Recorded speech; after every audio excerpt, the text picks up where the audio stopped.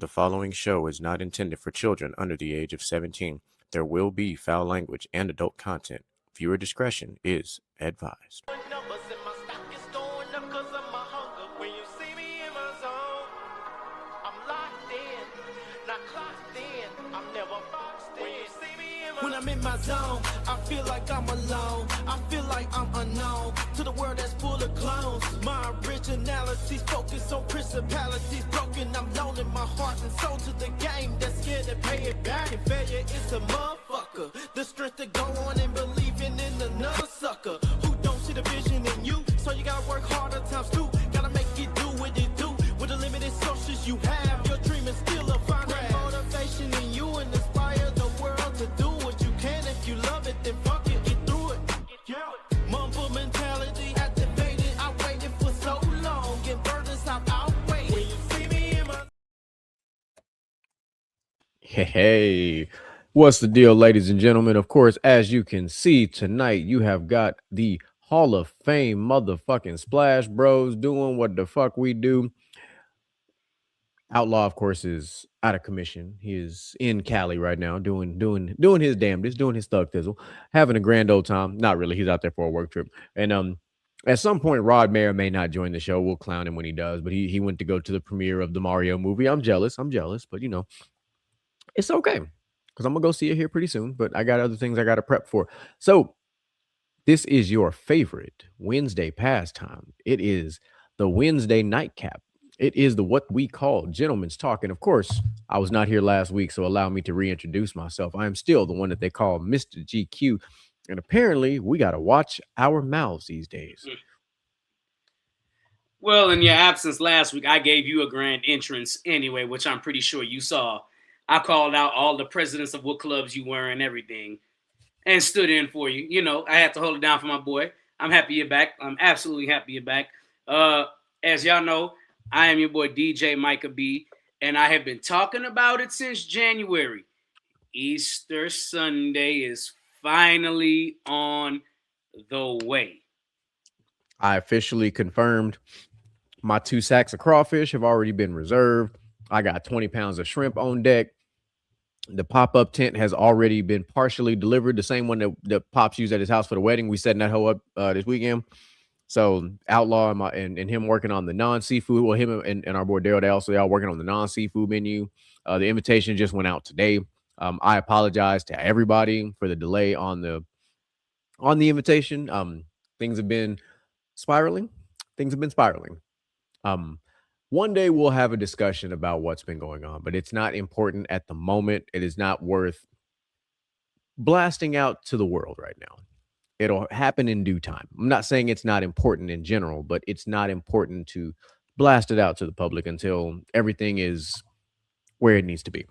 So anyway, let's get to what I'm going to call some of the most important Houston news that has happened. And ladies and gentlemen, the motherfucking Houston Comets are back. Mm-hmm.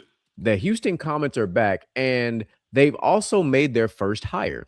They hired Kevin Pelton as right off the bat as going to be their he's going to be their assistant GM and assistant GM and vice president of analytics for the Houston Comets. Pelton's been around for a while. He's been working for ESPN since around like 2012, 2013, somewhere in that time frame. But before that, he consulted with the Indiana Pacers from 2010 to 2012. He also covered the Seattle Storm from 2002 to 2012 and the Supersonics from 02 to 08 for the team's websites. So they're not just bringing in some random guy from nowhere land. Like they're bringing in somebody who's got some expertise in a couple of fields. So gearing them up for a 2027 return of the Houston Comets, which I'm very much excited about. I know DJ Micah B is excited about it. We're gonna just put it out there for y'all one more time. We want Juju. Just want to make sure everybody heard that. Okay, we want Juju. The facts. Had to say it not once but twice and make sure we want Juju as our franchise player for the Houston Comets. Say what we said. I don't care what you got to do, Tillman. I don't care who you got to pay. I don't give a fuck what you got to do. Make sure that we get Juju. That's all. I am absolutely ecstatic that we are getting the Houston Comets back. Yeah. all the more reason to go to another game. All the more reason. I wonder, but so now I do wonder where they're gonna play. They haven't really announced that yet. They haven't said anything about this. Like, would they? It would make sense for them to share the Toyota Center with the Rockets because that's one less thing you got to worry about. Well, I'm thinking that's what's going to happen because remember, while the Comets were here, they shared the Compaq Center with the Rockets. Or what if they play at University of Houston and play at the Fertitta Center? Oh yeah, yeah.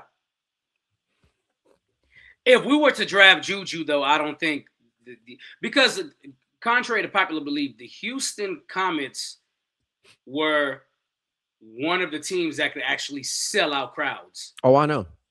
I went to quite a few games as a kid, and I was sitting in the nosebleeds, and it was like, God damn, there's people everywhere. Like, I remember this very well. Like, yeah. I don't think people understand the championship heritage we had in Houston in the first four.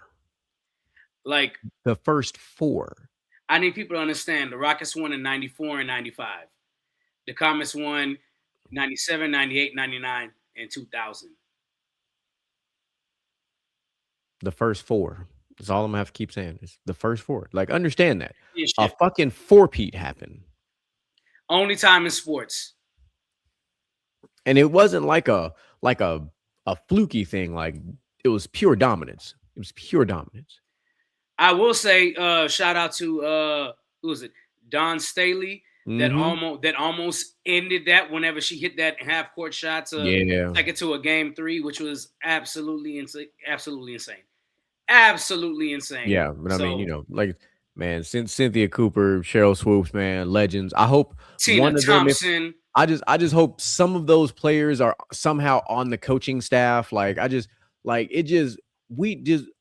Tillman, spend the money you got to spend to build us what we need. So that's just how I feel about that. We will show up and show out at these games. That we definitely will. We definitely we can't show up for the fucking Gamblers right now because they're out here looking like dog shit. Fucking let Dallas beat the brakes off y'all in week. Yeah, I watched that whole fucking game. I was so mad, bro. Dallas should not have beat us that bad. I'm not gonna lie, bro. I don't care what sport it is. I don't care what league it is. I hate Dallas. And Houston should never, ever lose to Dallas. That's why I hated Dirk Nowitzki for so long. Bro, we didn't just lose, bro. We got dog walked. It was like 28-0 at half. But I digress. We'll make a slight pivot from the WNBA. We're going to go to the NFL for a second before we go back to pro basketball, because the big story, obviously, we'll talk about when it happens. But the not so big, but kind of still a big story that's been popping up here is that Puka Nacua is in rehab. So if you've been following the show at all, we did a show about Puka and his girlfriend or fiance. I apologize at the time. She was pregnant and they split and she was still trying to put him on child support. We had a whole episode about that if y'all don't remember that. But now Puka been on a bit of a downward spiral, man. He been kind of going through some things. Like, so he had an incident that stemmed from New Year's, a drunken New Year's at that, where he basically said some anti-Semitic comments. Yes, that's the right word. Sorry. And he bit a woman on her shoulder. Yeah, so it was an unprovoked statement. So it's like, okay. So, and apparently he's been in rehab for a substantial period of time before any of the allegations actually came out. And excuse me. Apparently he's going to be there longer. So I don't know how much he's worked out. I don't know how much he's trained for anything, but I know the draft is around the corner. The draft is this month. Mm-hmm. Yeah, April 1st. April Fools. Yes, the draft is literally this fucking month. But Puka, my brother, what is happening, man? Like, so he's gonna basically but from here's what his lawyer said in a statement: he will complete the program in plenty of time to be involved with all the Rams OTAs. So he's not gonna miss like OTAs or anything like that. But an incident like this stemming from New Year's, from you getting a little drunk and lively, and then all of a sudden you done bit somebody on the shoulder. I can't get past that part. Like, you bit somebody on the shoulder, like drunk or sober, motherfucker. That's random. Like, That's more random than Mike Tyson biting Evander Holyfield's ear. You bit someone on the shoulder. You had to like think about that. Like what is going on? Like what prompts you to be like, you know, I'm gonna bite a motherfucker on the shoulder. I think personally, and I mean I could be wrong. It is what it is, right? I don't know the story about what happened that night when he bit somebody on the shoulder. He bit it is a female on the shoulder. Yeah. I just I think, and I'm not saying this is definite. I'm just saying like I think he was probably just trying to be a little sexual, a little sexy there, and he probably bit the shit out of him because he was drunk or he was high. Or whatever. I seen the picture. He left a mark. Like he left. He left what looked like what would be a baby shark bite on her goddamn shoulder. Like, so I was like, brother. I just thought I don't think he, and rightfully so, he's in rehab now. I just don't think he was in full control, knowing that's what he did until after it happened. Right. So, but nonetheless, I mean, if she wanted to press assault charges, she can, and it'll 100% go through. Yeah. There's no denying that evidence. Because you can't just be out here biting shoulders, biting ears, biting kneecaps. Like you just can't be out here biting people. All right, this ain't the vampire apocalypse. Like stop. You motherfuckers gonna make Blade come out. Like, stop it. But whatever you got going on, Mr. Nacua, just we praying for you. We're praying for you because we don't want you to fall off the deep end. But in literally an entire NFL season, your name has come up for a lot of the wrong reasons twice. And so I just want you to stay your ass out of the light for a long time. You play in Los Angeles, my boy. They gonna spot you. They gonna see you. You play in Los Angeles. Everything you do, you can sneeze the wrong way and somebody gonna catch you. So, like me, if I played in Los Angeles, I would never live in Los Angeles. I would have a house somewhere else, and I'm leaving when the season over. I'm out. Like hell no. Like I like attention, don't get me wrong, but I don't like that much goddamn attention. Like that, like you can be in the wrong spot at the wrong time and get caught by all the wrong people. And I'm like, I'm just gonna take my ass back to Texas, go hide in the countryside somewhere. Well, I hope he gets the help that he needs. It's unfortunate.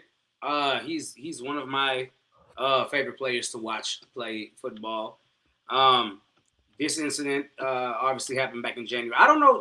I'm guessing he's been in rehab since they lost. They said before the allegations even came out. So he's been in rehab for a hot minute.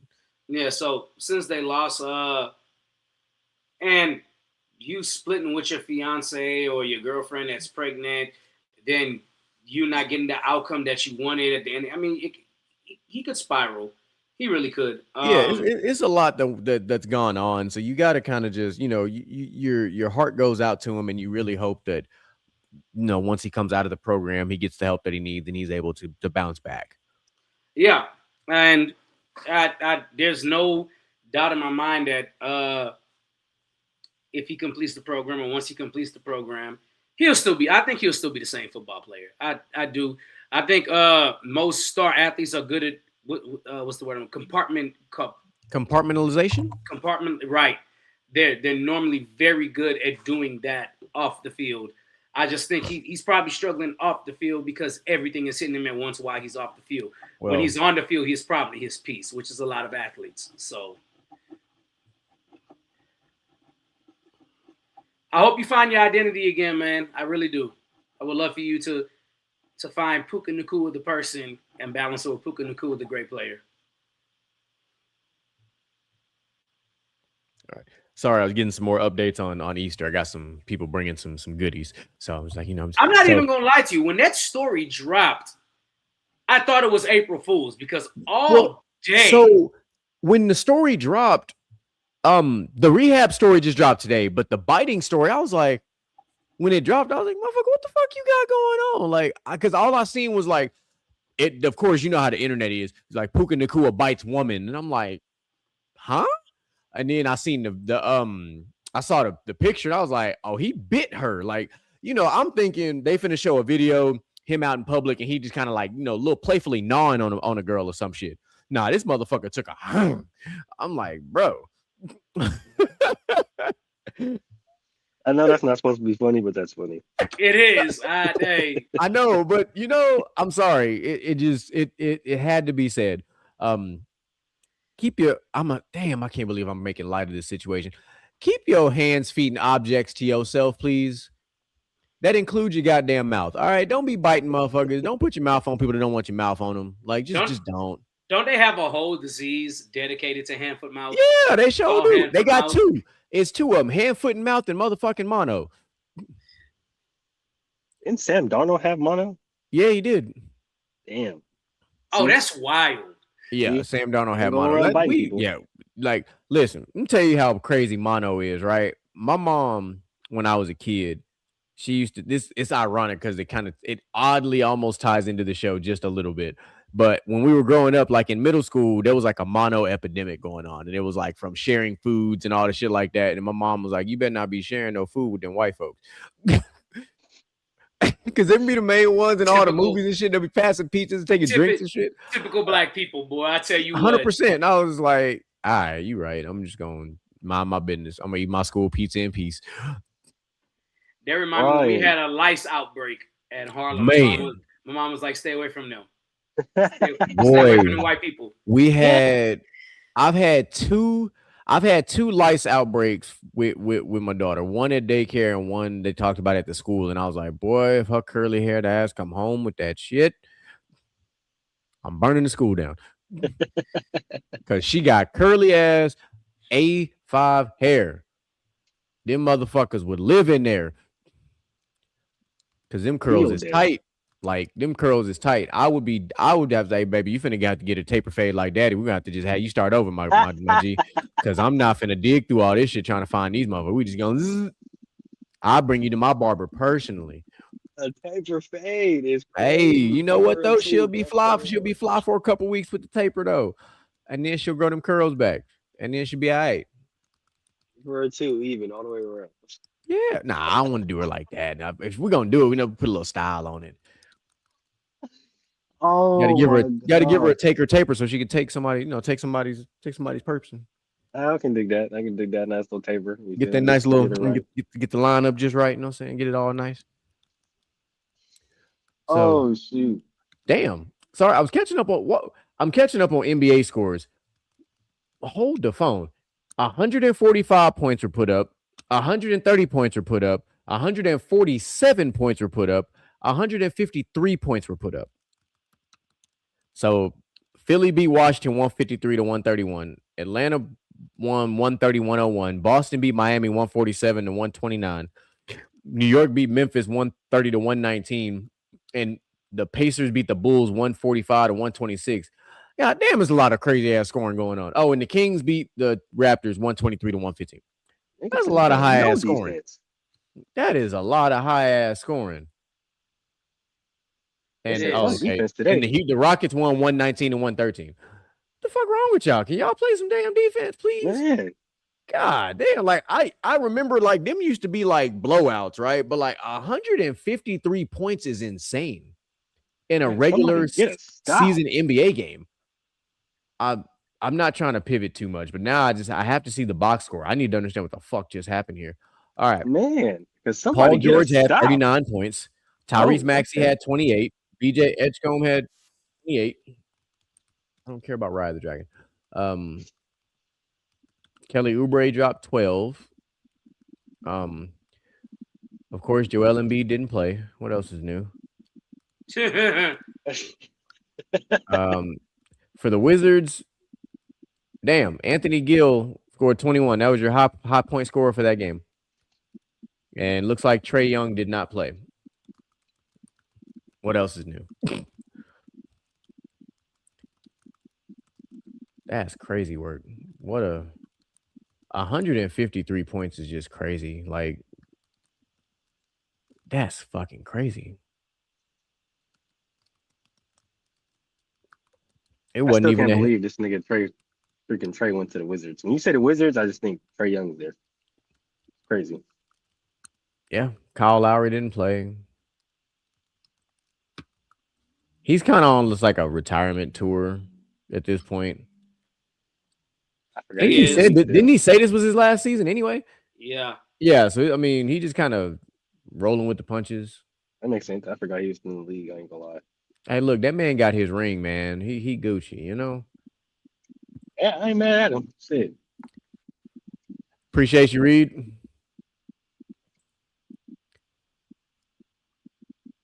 All right, why is all my my fucking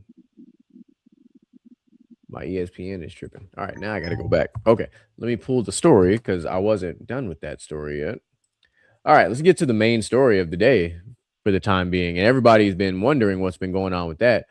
But this is an interesting story because I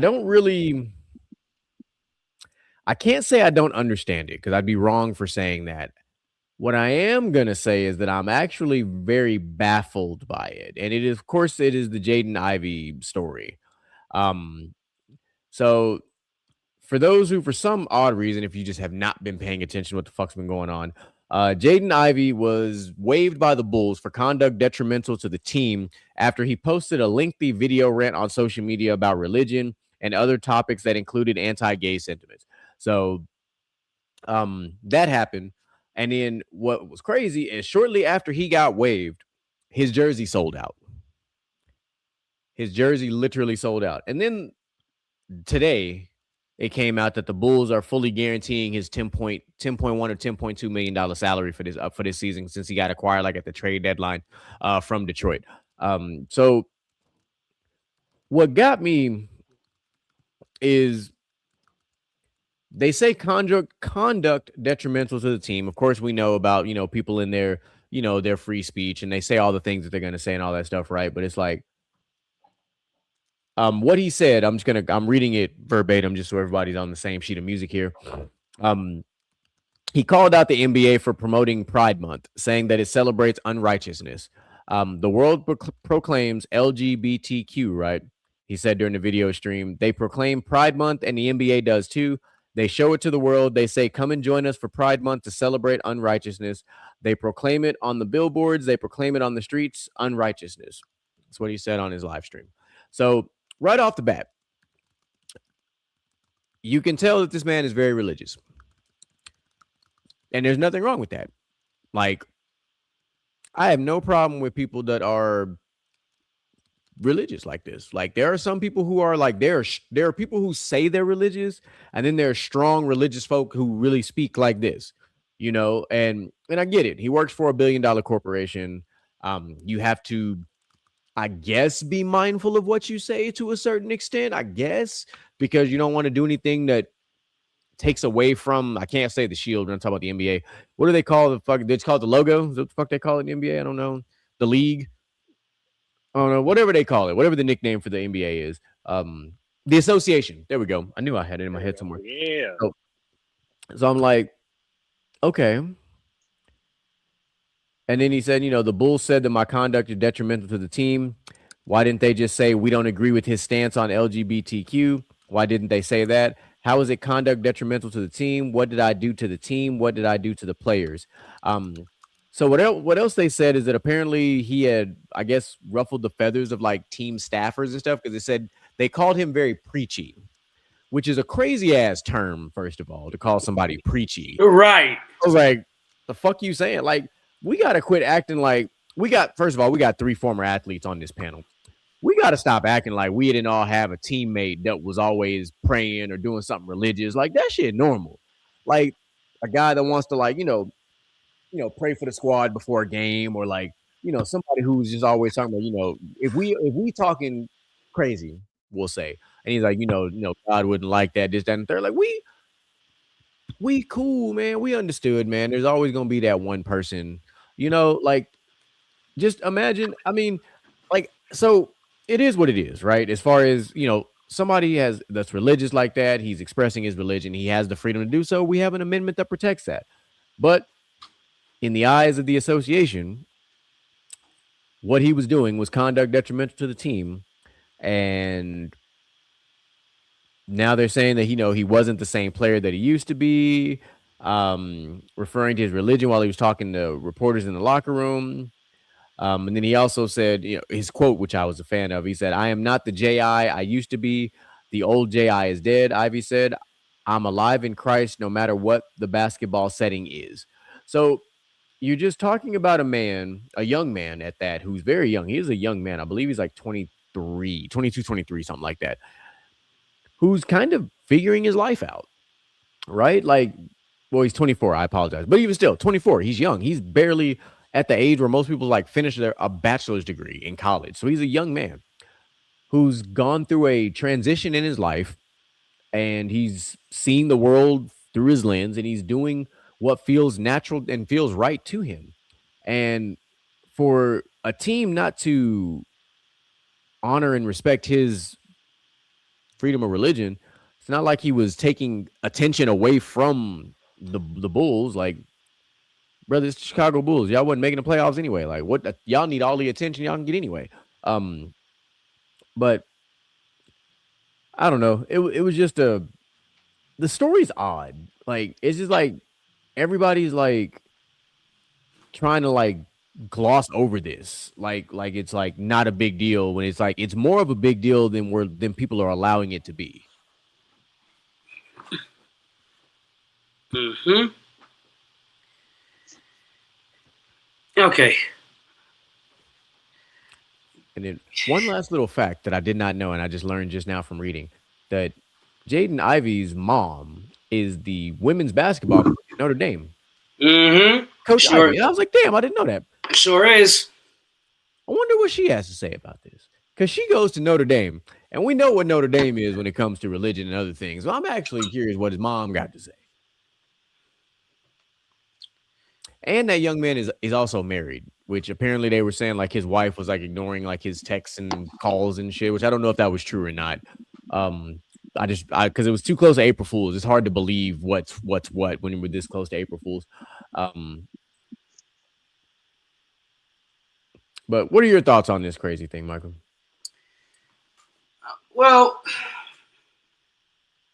I feel you ever seen that episode of All the Smoke with Mad Max where they asked him about Hakeem?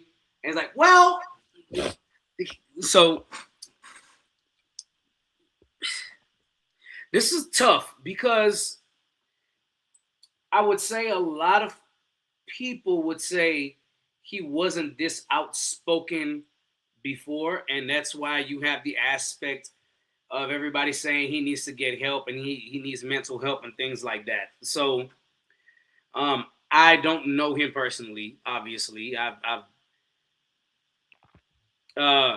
for the most part, I don't want to say he's been irrelevant to me since been irrelevant to me before this. I knew who Jaden Ivey was. I knew he was a basketball player, but his off-court life has always it's never been relevant to me. I mean, yeah, if it's you been know quiet. me, yeah, if you know me, I don't really dive into the lives of celebrities. To me, they're just people who are well known. They're just like us. Like a lot of them play basketball and they never went pro. A lot of them play flag football. They never went pro. A lot of them play golf. They're not pros. They're just like us, right? So I've never been a person to be starstruck or anything like that. I will say this. One of the things I've always learned as a kid is if you don't stand for something, you fall for anything. Mm-hmm. Right? While I think his message has good intentions behind it, because I mean, people behind the scenes said he's always been really religious. He's always been a Christian, even though they say he's denounced Catholicism. I just want to put it out there for people that don't understand that there's different denominations of Christianity. Correct. So there's Baptist, Catholic. I'm from the Caribbean, so there's spiritual Baptist.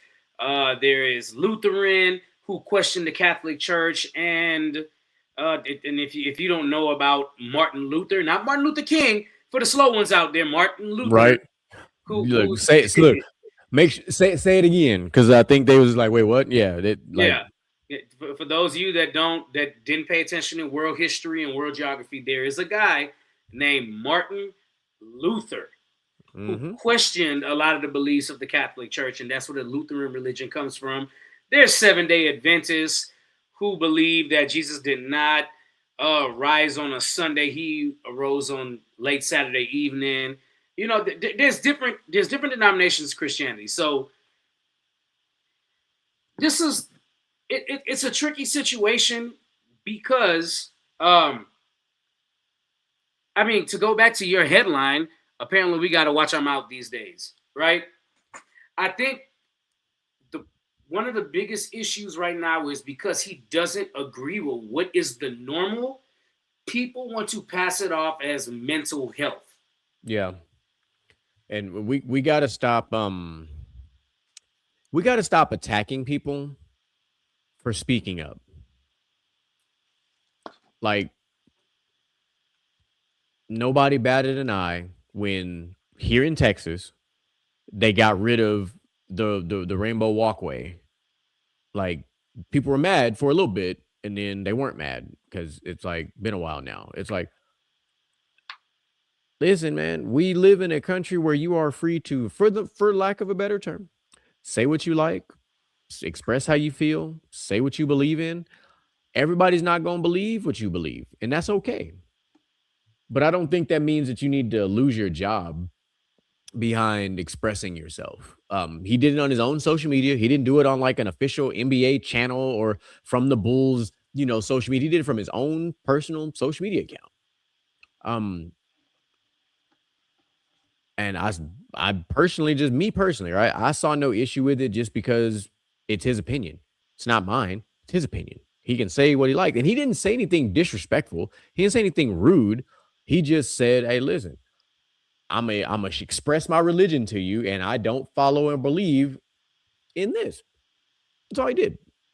And for some reason, they cited that as mental health, which I just far and away don't think that's the case. I do not think that young man is dealing with a mental health situation at all. I think that man is growing up because he's 24 years old and he is starting to see life for what it is through his own lens, and he's expressing it now. That's what I think it is. Because at 24 years old, in a professional setting, you're around a lot of different things. You're around a lot of different influences. You're around a lot of different types of people. You're going to see the world vastly different as a 24-year-old in a professional setting versus a 24-year-old in just regular day-to-day life. Yep. What you think, Moo? I mean, kind of just like we kind of like how we touched on a little bit yesterday. I don't, and little bit of preface here. I don't think that he said anything wrong or anything bad. Kind of like the Russell situation from a few weeks ago. When somebody is expressing their religion, I don't think you can necessarily say that they are wrong, right? Or that they are in the wrong with the way that they express it. But there's always a but. There is the avenue of where people may not view the same thing that you view. And while that's okay, and while I do understand that that has to be okay, right? At the same time, a lot of businesses don't care. And I think that's where people a lot of times get misconstrued, right? And then yes, you do have a lot of people. I want people to understand, yes, you do have the freedom of speech, and you can say whatever the fuck you want to say. But a lot of the times people forget that does not come without consequence. And although sometimes we look and at certain situations, and it may not be fair, from our optics, we do have to look at it. And this is basically what I've been explaining to everybody all day. We have to look at it from the business optic or the business standpoint of where the Bulls or where the NBA may be coming from, where they're looking at those comments and they're starting to look at their fan base, right? And yes, although there may be some people that agree with him, but we have to take into account that the Chicago Bulls fan base isn't strictly 100% straight. they have LGBTQI plus communities. They have LGBTQI plus fans. So when he says things like that, being a player of the Chicago Bulls, that's making the fans look at the Bulls like, so we don't matter. Like, are you saying that we're about? Like, a lot of people aren't going to take those comments the way that he expressed them, and even though it's coming from a religious standpoint, a lot of people aren't going to see that. Even with people that are a part of that community that do just so happen to be religious, they still won't see it that way, because at the end of the day, it's still going to be looked at as a dig to them. So they're going to be looking at the Bulls to make some way, shape, or form of a move in order to reconcile the quote unquote damage, because at the end of the day, there's nothing that's bigger. Like GQ said, nothing bigger than the shield, nothing bigger than the association, nothing bigger than the brand, right? And like I said, although you say I don't believe you said nothing wrong, right? There are some people that are gonna look at it like, yeah, I don't like that. I don't like what he said, and that can affect ticket sales, that can affect viewership, that can affect jersey sales, etc., right? And yes, his jersey did sell out after him being released, but what about the ticket sales, right? They still have one of the lowest ticket sales on average in the NBA. Them, the Pelicans, and the Sacramento Kings, right? I mean, but you just named a bunch of teams that ain't even gonna make the playoffs. That's why Exactly. your ticket sales low. Your ticket sales Exactly. ain't low because of what Jaden Ivey Because said. of what he said, It's yeah. low because your team is trash. Because your team sucks. But at the same time, like they don't think about that when they hear comments like that, or when they get the outcry that social media has had ever since. Because this is one of the biggest stories that we've seen. Yeah, and I it's will- not wrong, but me and Micah had a whole conversation about this on a pod. The court of public opinion should not be swaying people's lives like this. Correct. And that's my exactly where I want to go. Problem. I don't give a fuck about the court of public opinion, because it is public opinion. It is your opinion. It is not nothing that happened in this scenario. What they truly should have done, if Jaden Ivey was a problem, quote unquote, you don't waive the guy. Maybe suspend him. Bring in a team. If you think it's a mental health thing, bring in the team doctor. Let him or her talk to him and go from there. But just to flat out waive somebody that you literally traded for at the trade deadline for a reason. You didn't trade for Jaden Ivey just for shits and giggles. Like, you brought in a former top 5 pick from the 2022 NBA draft, I believe it was, who played for the Detroit Pistons for a little bit. So you didn't just bring in some random guy at the trade deadline. You brought in a former top 5 first round draft pick to help him get his career under, back on track, whatever the case might be. I think he was averaging just under like 10 points a game. Like, I get it. He wasn't massively contributing to the team, but he also just fucking got there. But, again, go for it. I think, Moo, I hear you. I want to say that I hear you because he does represent a big organization, right? Who has I don't want to call it agenda, because agenda might not be the right word, but they have a stance on where they stand with I think a stance is the right word. Yeah, where they stance is the right stand with Pride Month and things of that nature. But over the past couple of weeks, we've had other athletes come out and say they won't support. Like, he's not the first one, right? But he's catching the most backlash. And I think he's catching the most backlash is because he involved Christianity in his stance on it. And that's probably the biggest thing to me. Like, everybody else that has spoken out against it, Jalen Hurst spoke out against it. I will not participate in this. He didn't get big backlash like this.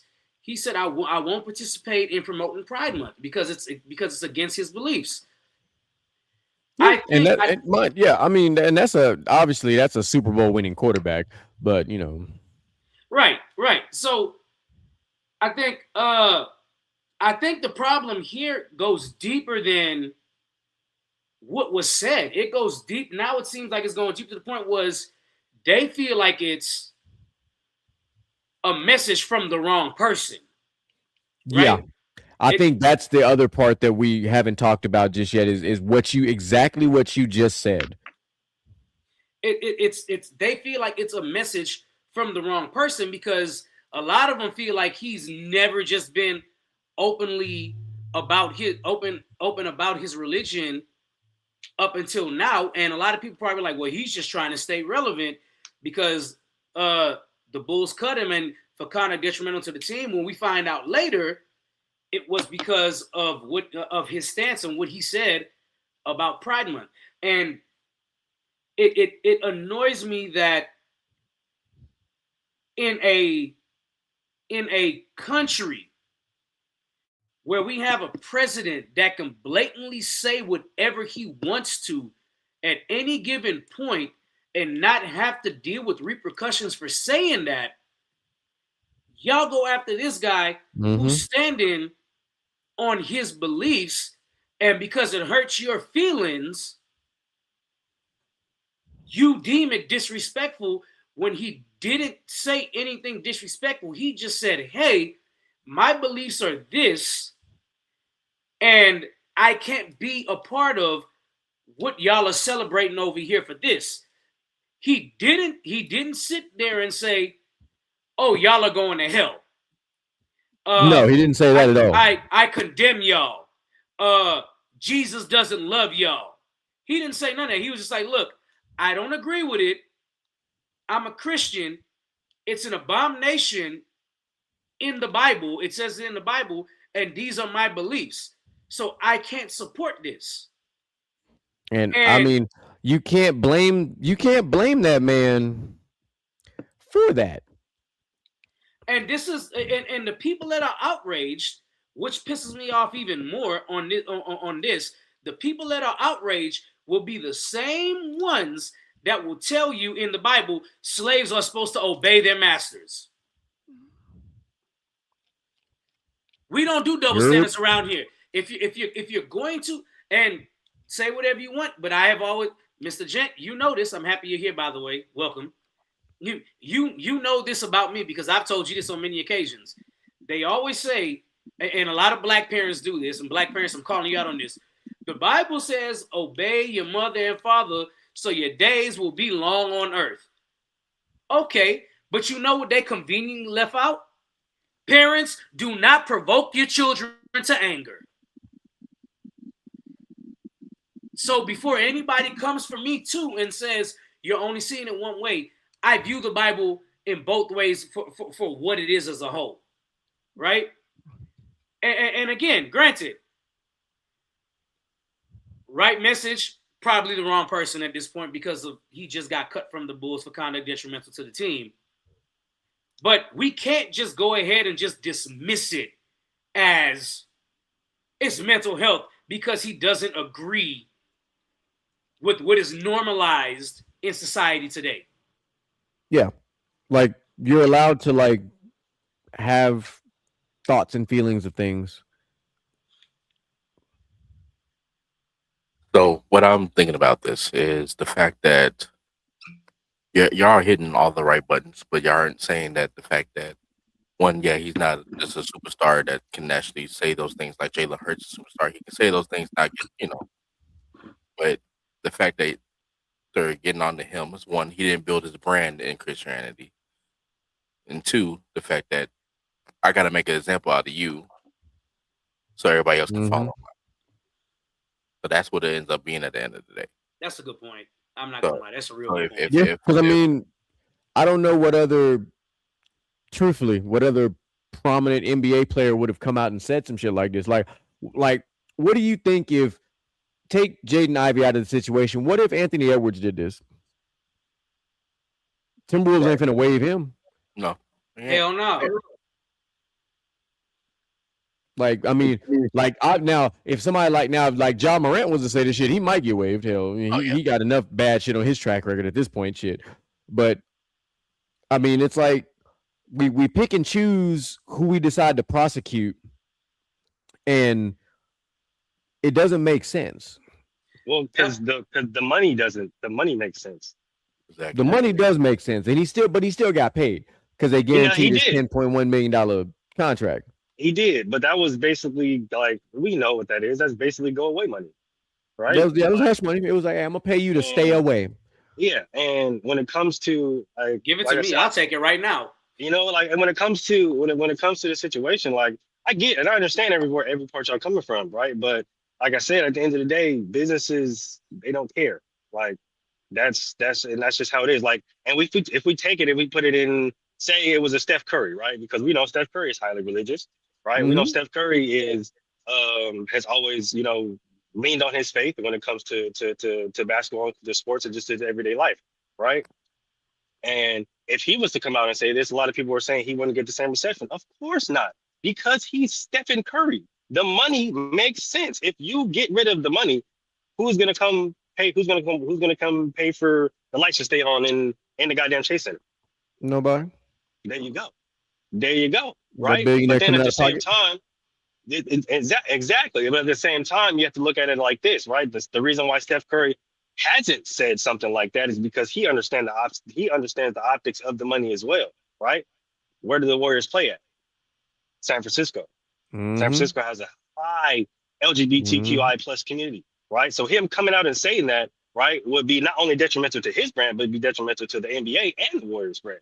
So he understands just how business works. And I'm not saying Jaden Ivey doesn't understand how business works. I'm just saying there are certain ways and certain aspects, and nobody's saying that you can't go out here and say what you want to say. But like I said, there are certain things and certain aspects that you have to take into consideration when you are speaking the truth, right? And there have been reports coming out saying that him asking, people personal questions, right? When it comes to their marital status, or when it comes to their procreation status, or whatever the case may be, both reporters and teammates, right? So like when the Bulls are looking at it as detrimental conduct to the team, okay, we're just running red lights out here. That's wild. Sorry, y'all know I'm driving. But when the Bulls are looking at detrimental conduct to the team, right, and you have not only some teammates coming up to saying like, Hold on, hey, Mook. Hold on, Mook. Before you go any further, I I'm just sorry. want to. I just want to say, you know what? In support of Jaden Ivey, I have a fucking problem with red lights now. I do. I have a I have a problem with fucking problem with red y'all. lights. I have a Apparently, problem so with does red the Charger that lights. passed me. Apparently, so does the Charger that passed me. Bro, All right, did not go give a ahead. fuck Go about ahead, that red though. light, bro. But like, it's just when it comes to certain shit that's detrimental to the team, a lot of people that when or not even a lot of people, right? When I guess the higher ups here a certain problem come from, especially nowadays, right? Like I understand from back in the day, right? Things may have been looked at as such, but nowadays, I was just talking to one of my coworkers about this a few minutes ago. Nowadays, the way that the climate of the country is, and although it may not make sense, I know we all feel like that shit is stupid as fuck. The court of public opinion is absolutely stupid, but the way that the world operates nowadays with social media, with everything like that, you have to take that into consideration and understand, like, yo, there are some shit that I may have to keep within just me talking to some of the homies instead of putting it out there, because sometimes there are going to be some people that view it that way, and enough complaints is going to make the tower shake. And if the I tower would shakes, something else is going to shake, unfortunately. I Yeah, would protect the agree bank. with that. I would agree with that up until this dude's shirt sold like crazy after he came out and said his comments. So that's my only pushback to that right there. His shirt sold like crazy after he came out with his views, because there are other people who view that the same way as well. Now it might not be the majority, No, but of course not. but his And shirt sales and everything went stupid. So and that's there the is unfortunate thing. right. So there is the other flip side of it where it's like, yo, we waived him and his shirt sales went through the roof after he came out with these comments and he was waived. If we would have kept him, that would have been our sales too. And that could have still boosted our sales too, with people just coming to support him. Now, if he was a high selling jersey and then it plummeted right after he said these comments, I would wholeheartedly agree with what you were saying. But it was the polar opposite. But it was the polar opposite. Now, let me tell you why that I feel you and I understand that angle, and I would completely wholeheartedly agree. But let me tell you why that wouldn't work, right? Is because if you lean into that, right? Not saying that that's a bad thing, right? If you lean into that, right, and say the NBA does start to come up with the shirts and all the stuff like that, yeah, that's fine. And that would actually probably work monetarily wise. But now you have two crowds essentially pit against each other in a stadium. That's not something that the NBA will want, right? I think the NBA is already pinned in Atlanta right now for canceling Magic City Night. Yeah, Exactly. so we're already here with this one. So yeah, so like they're already not really trying to shake the rooms of the board and the commissioners. Adam Silver's already skating on thin ice. He's been skating on thin ice for a few years. This is the reason why he's doing so much. 2.5 going on 3 years now. Yeah, this is why he's doing so much reaching for the stars, trying to change the rules, trying to change all this stuff like that, because they know he's, as far as optics and ratings go, he's been the worst commissioner, right? So he's trying to do everything to adhere to all the board members and all the people and all the owners, because they understand that, right? So now if you lean into that and Jaden Ivey, he's a good person, he's a good dude, he leans within his faith, whatever the case may be, we're gonna go ahead and lean into these shirts and all the stuff like that. Now you're gonna have a whole bunch of a community of Christians and religious people. They're gonna come in and yeah, sure, they may love it, but now the other opposite side of it, right? The LGBTQ plus community who felt like they were attacked and being attacked, right? Who are still, some of them might be ticket holders, some of them might be well-known fans, whatever the case may be, right? Now they're also at the stadium. So now we have tension brewing because we have two different sides that one feels one way, one feels another way, and oh, well, you guys are leaning into this and that's disrespectful to this, and oh, well, we don't feel that way, we just feel, and it's just gonna be this whole back and forth thing to where the message at the end of the day gets covered by all of this drama, because now you got two groups going back and forth instead of focusing on the message that he was trying to push forward in the first place. Well, my response to that, this is a really good discussion. So we're going to clip up a lot of this. Yeah, that's why we're doing it. My other response to that is does that not already describe what America is right now? True, it does, but I think they don't want that. They want the sports to not necessarily spill into the real world, to necessarily spill into sports, right? This is the reason why in the NFL they didn't put the no leave hate, no racism, whatever the fuck that stupid ass shit was, into the end zones and all the stuff like that. Like they started to pour into that stuff now into the 2010s, to where social media is really, really prevalent, right? But before, they tried to like cover it up and, oh, well, look at this guy slam the ball, or look at this guy score a touchdown, and don't forget that, the person sitting next to you just might hate your guts because of the color of your skin. You know what I mean? Like that is kind of how they kind of try to run away. They try to kind of run away from it. But now it's like, you can't really do that because social media, that big eye in the sky, don't lie, right? And you have so many eyes and so many voices and so many opinions, to where now it's like people got their hands tied and they're like, damn, what am I to do? So now it's just like, oh shit, fuck it. Hey, take this 10 mil, shut up, nigga. Okay, but Mamu, on the flip side of that, if that's the case, right? Of them leaning into certain things, and you wanting to keep politics and all this out of sports, why lean into pride then? That's also true. That's a good point. Why lean into that then? Because you want to keep politics and you want to keep real life out of sports. Mm-hmm. But here you are leaning into it, adding real life to it. You can also say that about Black Lives Matter too. It's true. You can. No, you can. So I feel you. I will say I feel you though. You are making valid points for the NBA side, because there's nothing that you said all night that I don't agree with. You know what I'm saying? Like absolutely nothing. Everything you said I have agreed with, and it's just this is a sensitive subject at the time we are in America, and that's really all it is. Most definitely. Because the country is so divided on everything. It's divided. It's two ways on everything. So it's tough, man. Yeah, I mean, there's a lot of deliberate segregation happening by design, and it's unfortunate. That's as far as I'm gonna go with saying it like that, but you know what it is if you're paying attention. But I'm glad that you said that the way you did, Micah, because I'm gonna pivot to another conversation that we need to have. You posted it in the group. I've had conversations with other people about it, and since this is my first show back since last week, we're gonna kick it off the right way.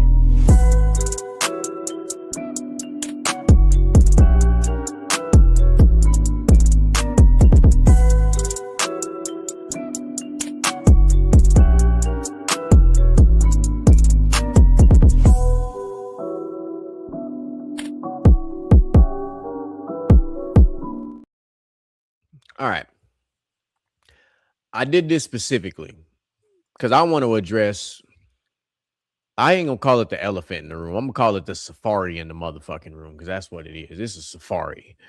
Um, there was a post that was sent in our chat. And it sparked a whole lot of thought process for me because I am one of those people. I am one of those people that's affected by this. And it was a picture that was posted of that basically stated the black people were going after black ICE agents for choosing to work for ICE.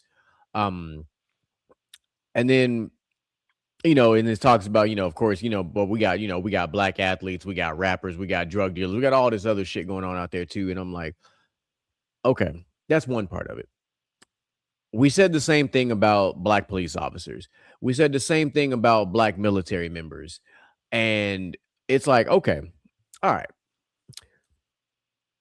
Now we're going to have a conversation that some of y'all are not prepared for.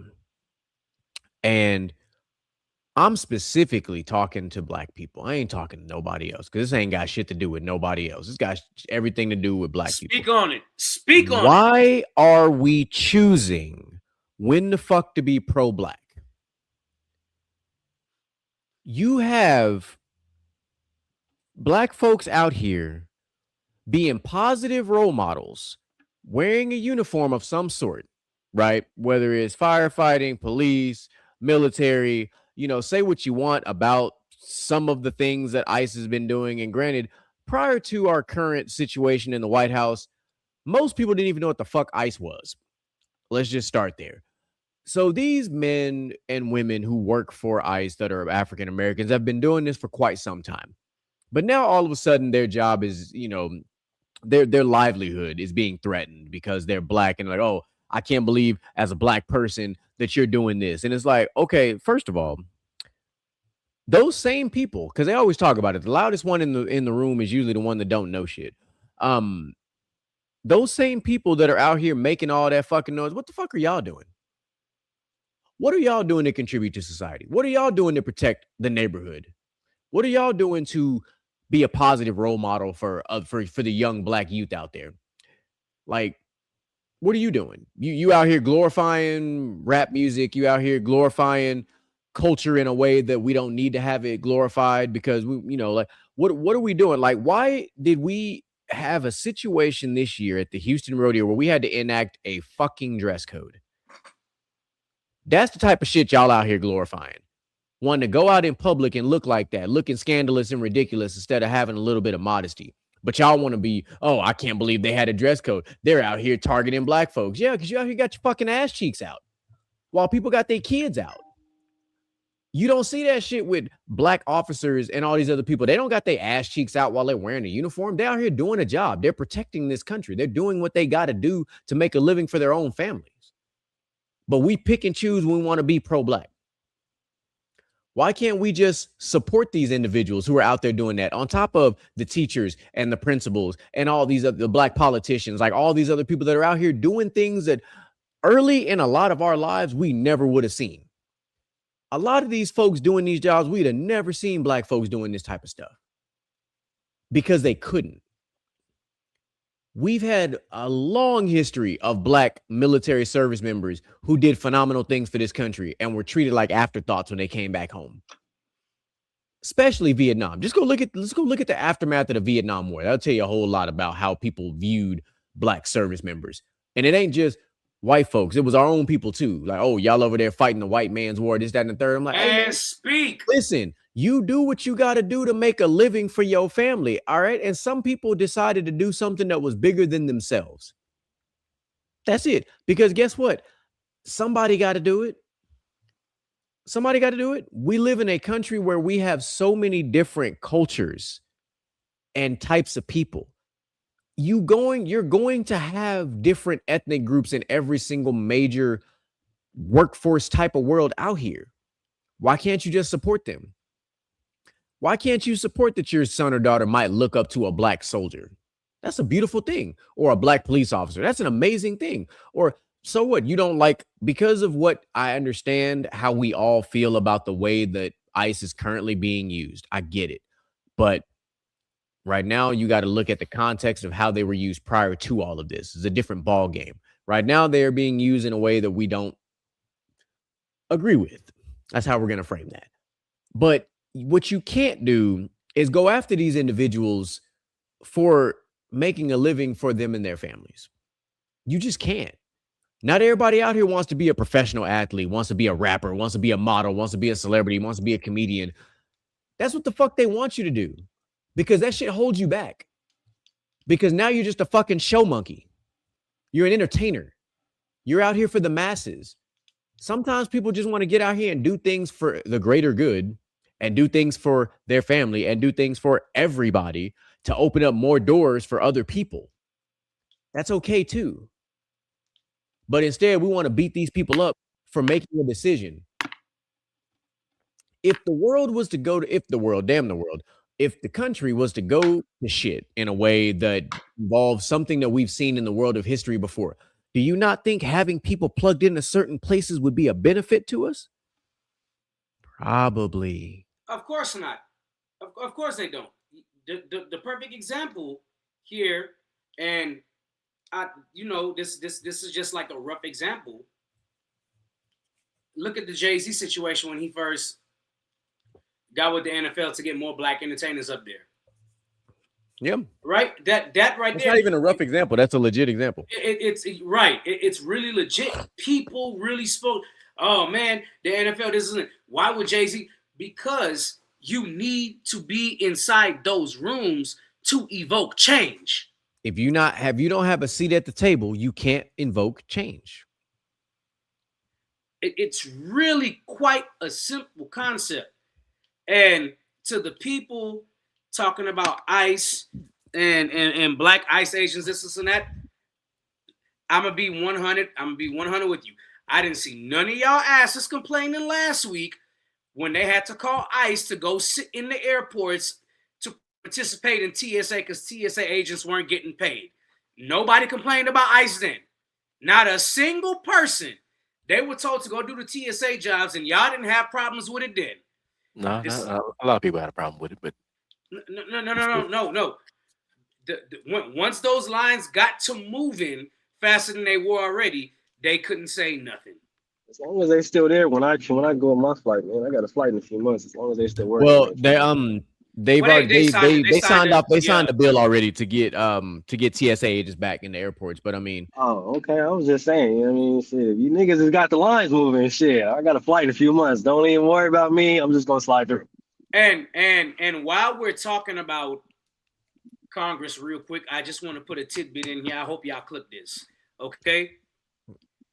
How about we stop the cap and the bullshit out here, and we stop paying Congress when the government is shut down and keep paying TSA agents? They won't. It's a bar. They won't. Speaking because of my other profession, because they also, there are times when they decide not to pay me as well. So. Yes, I know. The people that are sitting in offices and making these decisions should be the ones not being paid because they can't come to compromise. That's the reason why you're in the damn seats you're in. You shouldn't be able to leave without an actual decision being made. It's like when you vote for the Pope. They fucking sit in conclave until you see the white smoke. Concept should be the same. We should adopt that. The Vatican got something figured out. We need to do the same thing. But yeah, that was my real talk tangent I had to go on. I love it. And I felt like it was justified.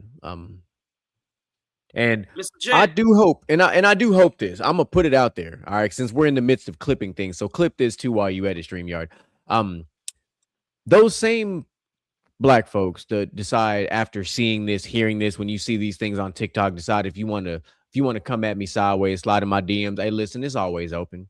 I'm open for debate and conversations about this type of stuff, because what I'm not going to do is limit myself.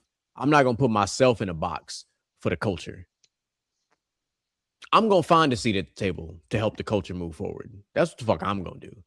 If you want to sit there in the hood and live off of food stamps and Section 8 and housing and Medicaid and do all that bullshit, knock yourself out. But I'm not going to fucking do it. I'll tell you that right now. I'm going to find a way to be better, because we deserve better. And you don't get better by accepting free handouts. You go out there and you grind and you get what you got to get so that you can make things better for yourself.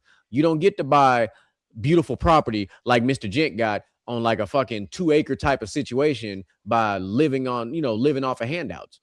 You don't buy your first house at 22, 23 years old like I did, living off of fucking handouts and shit. You don't do that type of shit. You got to get out there and go get it. Point blank, period. Mr. Gent, I know you've been waiting. I know you've been waiting to chime in. Go ahead. Oh, about this situation? Yeah.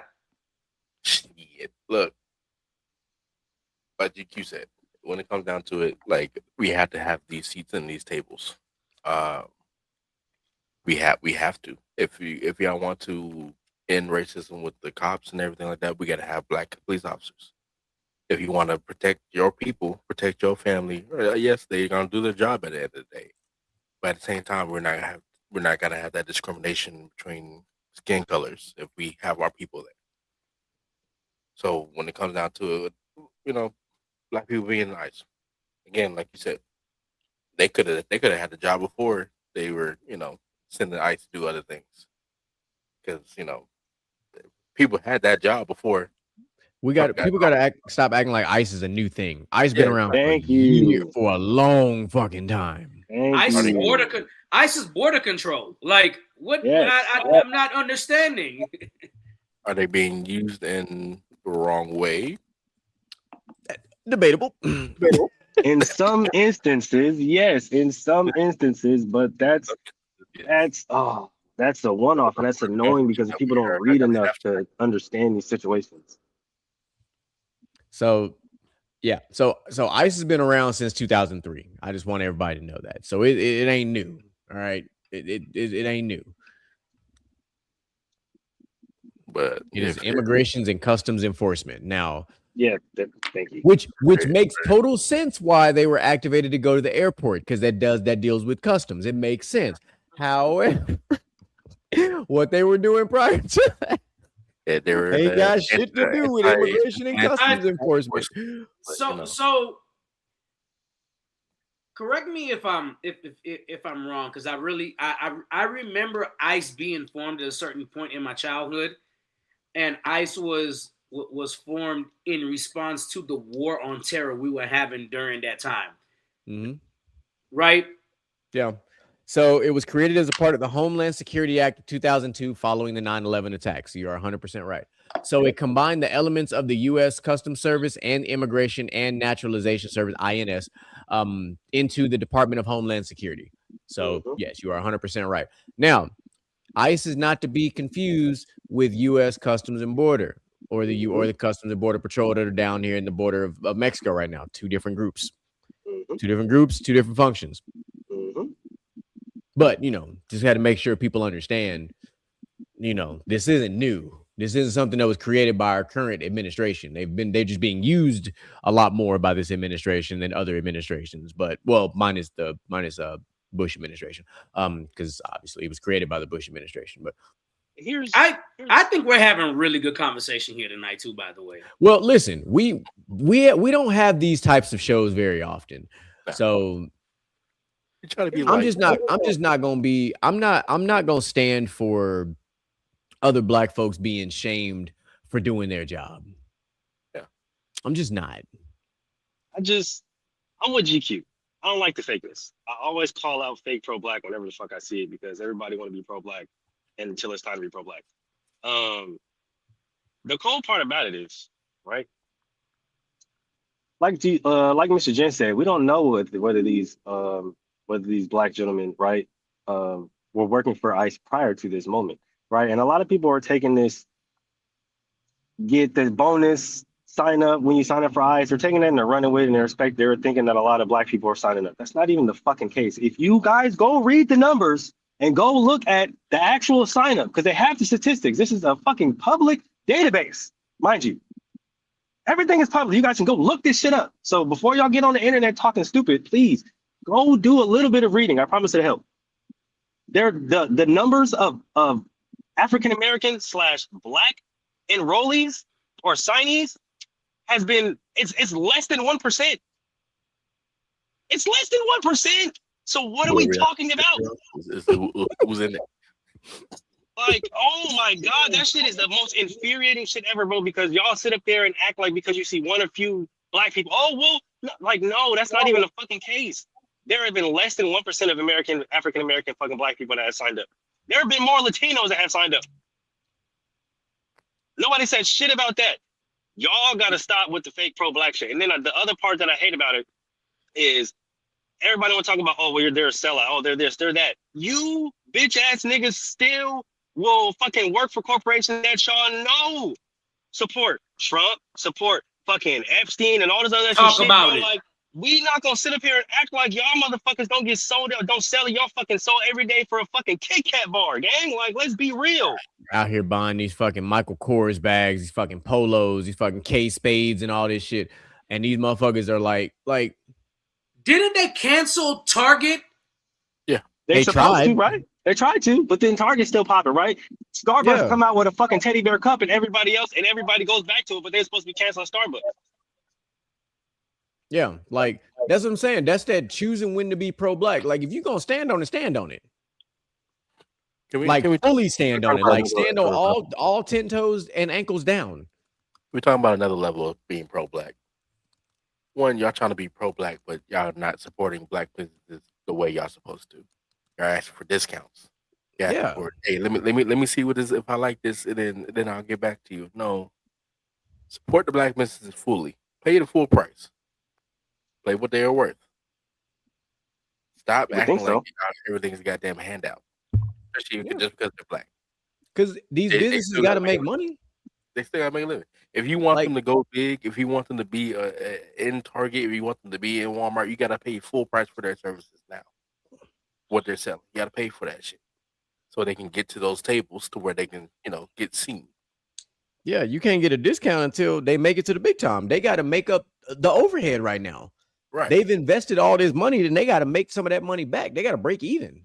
Bruh. They got to start. They're not even making a profit yet, and you over here talking about, oh, let me get a discount. Like, you know, one of my biggest pet peeves, as most of y'all know, I'm a DJ, right? And this is one of those things where it's like, are you pro-black or not? Because if somebody calls me and says, hey, how much is your fee for 4 hours? And I tell them $500. Who do you think isn't going to hit me with a counter offer between black and white people? White people not. White people will not hit me with a counter offer, but black people will. But black people sure will pay the white DJ more than what I offered to do the party. And that annoys the dog shit out of me. I've seen that multiple times. This is the whole thing with pro-black is you don't get to choose when you are and when you aren't. You don't get to choose that, and that's the bigger issue with the selective outrage. Selective outrage. Say that part again. Selective motherfucking outrage. Like, you can't pick and choose when you want to be outraged about black people, but not on the flip side support black people to the fullest. And I really do hate that. I really do hate that. But, look, man, at the end of the day, people are going to do what they do. People are going to support what they support. Okay? And does it annoy me? Yeah, it annoys me. Of course it does. Especially as a black business owner, And yes, I own my own DJ brand. For those of you who have been sleeping under a rock for the past 4 years, I own my own DJ brand. I just, Yup. I just, it's one of those things, man, where it's a touchy subject because a lot of people think you should get hooked up because I've known you for this long. Not even saying we're close friends, because my close friends know they can call me and book me, and I won't charge them, or I will tell them, I say, hey, bro, look, I got you. Just slide me something. My friends know this. My close friends know this. You know, so I've been doing this Easter party by GQ now for 3 years. You know what I'm saying? Like, for 3 years. I'll pull up, I'll set up my speakers and stuff. Be like, all right, so what we got? I was like, man, look, we good. I just want some drinks. All right, cool. He mixing drinks. I'm playing music. People are dancing, having a good time. Mr. Jen could call me right now and be like, man, he just had a housewarming party. He'd be like, hey, I'm doing a party for my birthday, which is in July. Didn't forget, by the way. Yeah. Hey. Which is in July. I'd be like, hey, because I'm at a new house and I got space, I want to have a pool party. I'd be like, shit, say less. I got you. If you feel like sliding me something, slide me something. It's all good. I ain't doing that shit for everybody else, though. So if you think bro, I've told people for weddings, hey, how much would you do my wedding for? How long you need me? I need you for 6 hours, 6 or 7 hours. I'll do it for $750. Man, why $750? Why not like $500 or this, and that? Do you want my service or not? Oh, but you'll turn around and book this guy over here, the white man who works for a company, and you'll book them for $1,200 for your wedding. That part, I was about to say, boy, I know it's at least $1,200 being a bartender. I'm like, listen, man, like, and I already gave you a discount because you were black, right? Or because somebody you know referred me to you. And I'm trying to make sure, like, hey, whatever you don't pay me, you take it and spend whatever else you need to make your day special. Because no matter what you pay me, you're going to get 1,000% effort from me every time. And if GQ was bartending, come on, dog. I bartend my friends' parties all the time, and I don't charge for nothing. I know I it. don't. It's reps.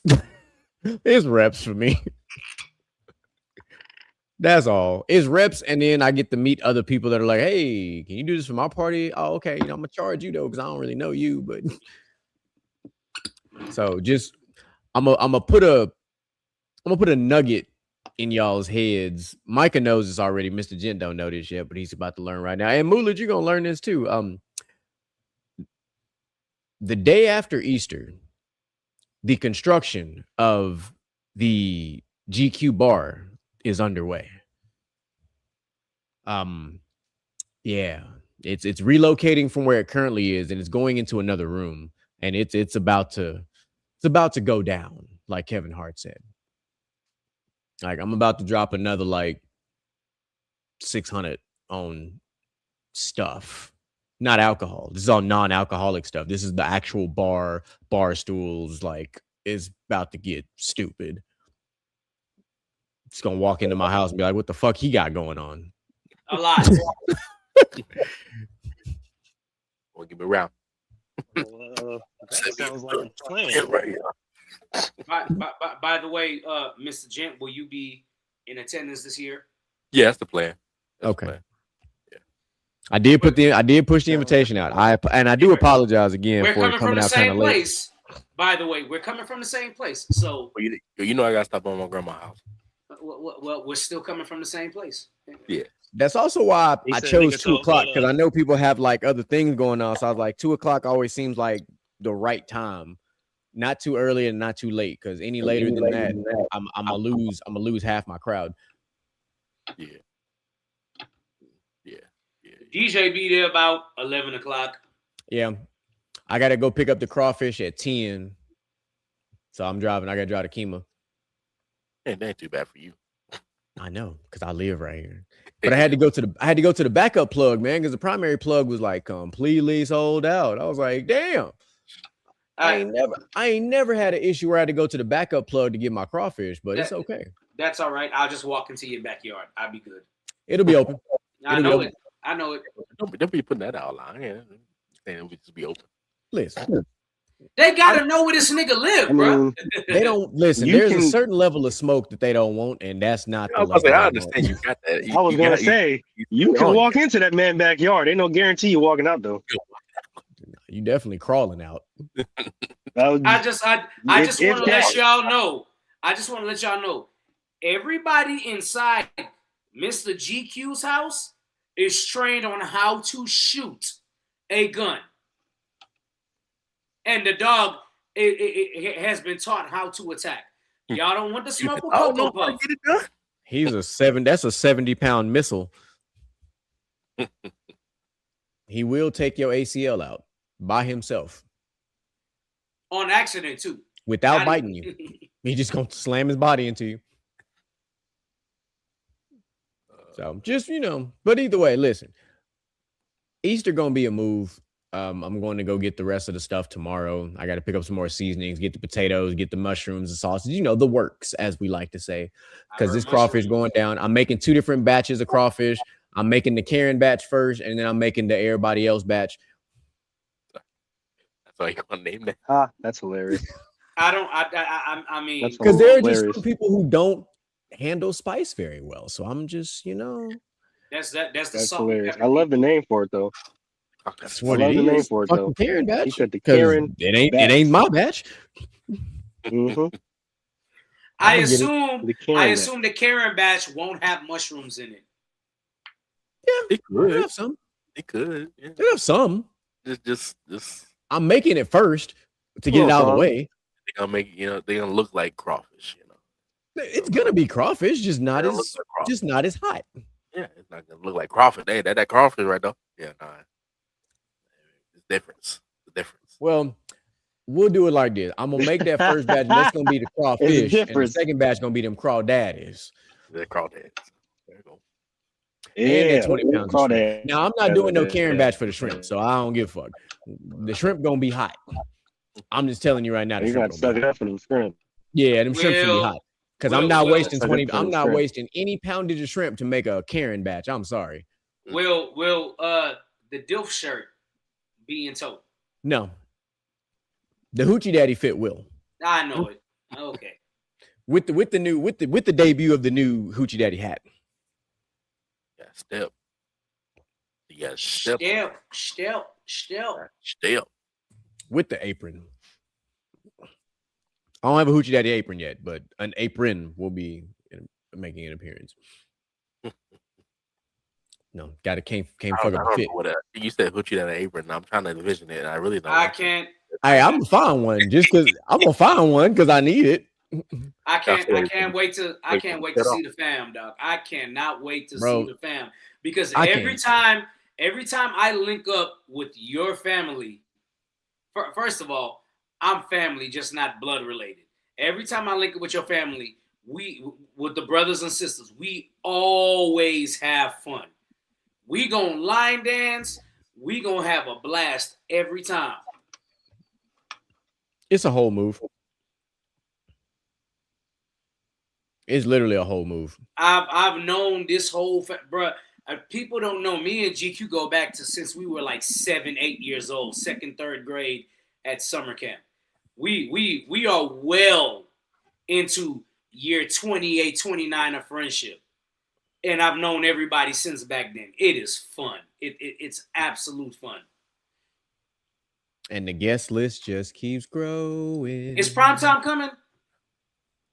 I don't know. I ain't put the invitation in I gotta put the invitation in the wrestling chat. Okay.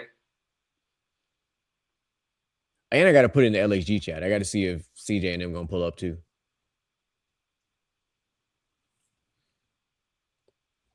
So it's gonna be, yeah. We'll have a house party. We don't need nobody. Hey, it's going down. It's gonna be, yeah. Oh, I can just envision it now. Moo, you gonna buy Yo. tickets But to hey, fly but out look, Saturday? but bro, did you see the weather? No. Bro, it's gonna be cold. Cold what? Cold Easter. Go to Easter. What you mean cold? Brother, the low He is said, "What you 60. think of it?" But Chill. listen. That ain't cold, okay? That's Shit, not. for Easter it is. Let For me Easter, that's cold as fuck. let me explain something. Let me explain something to y'all real quick, okay? Last year, between last year and this year, I'm tired of 20-degree weather. I will take I am 60. too. The high is 70 and the low is 60 on Easter. It's also a 50% chance of rain, which is why we gotta have this tent set up just in case. Oh man. So we playing a lot of games right now, but the fact that it's a low of 60, I'm like, yeah, I got to decide. I might have some pants on standby just in case it's a little too nippy. I ain't trying to be out here shivering. Man, you might as well go ahead and get the pants together because you gonna be in pants, dog.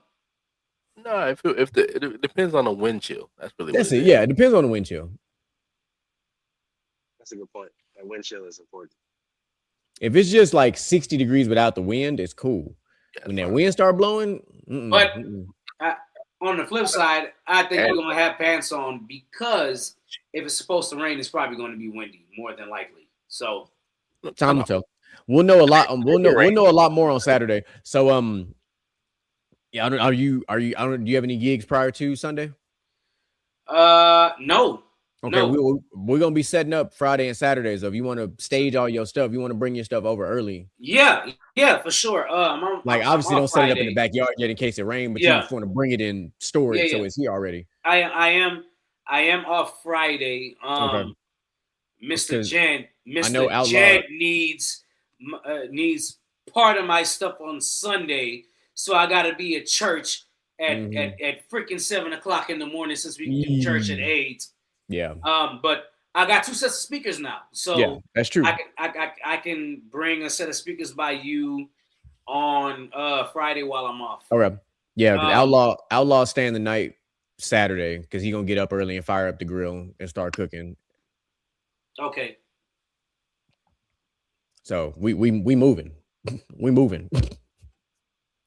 This is a production right here. This is some Martin Scorsese type of shit right now. I need everybody to know this is a twice a year thing. And the reason why I say twice a year, we get together on Easter for a party, and then we get together on Thanksgiving for showing basically dinner.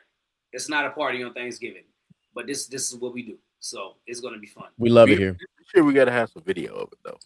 I don't know what I have to do to get Moo ass out here, but we gotta figure out a plan.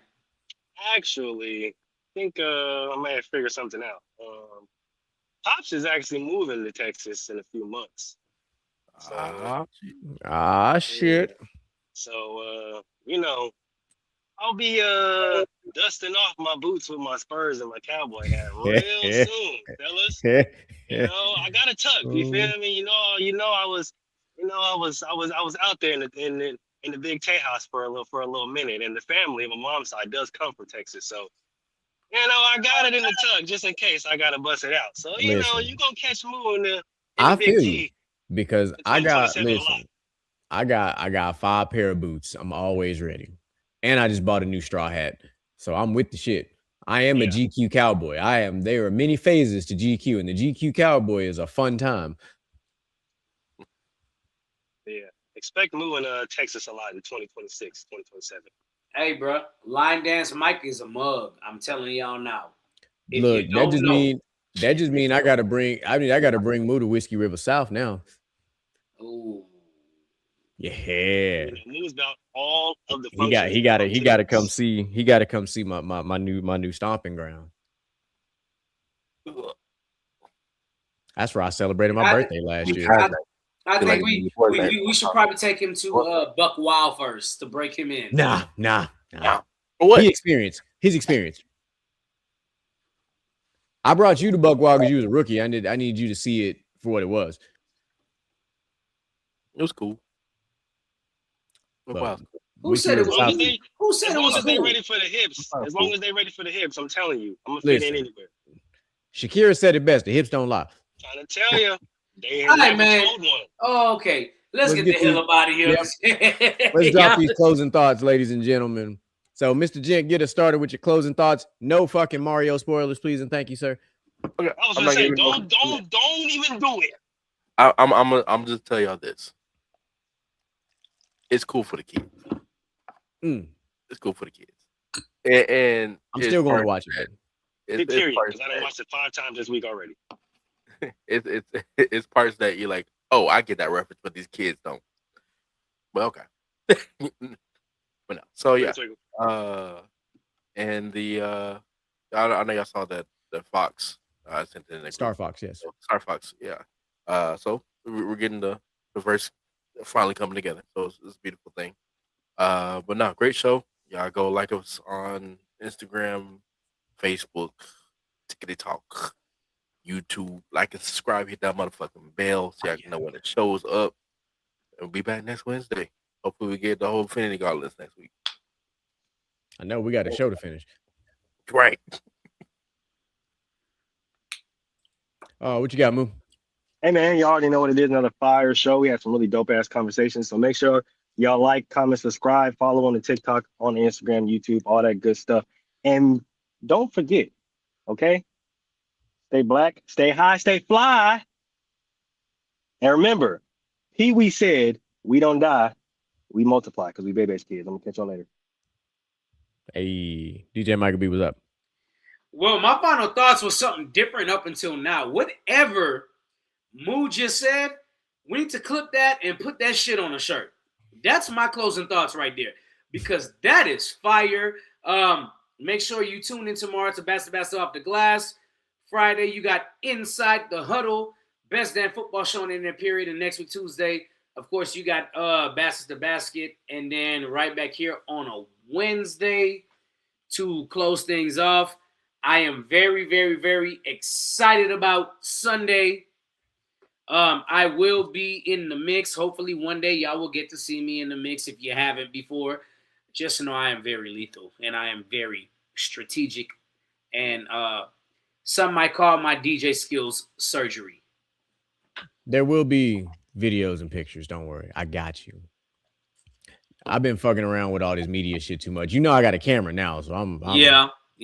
I got you back in the game. about to be doing too much shit. That's what's about to be happening. Too many side quests.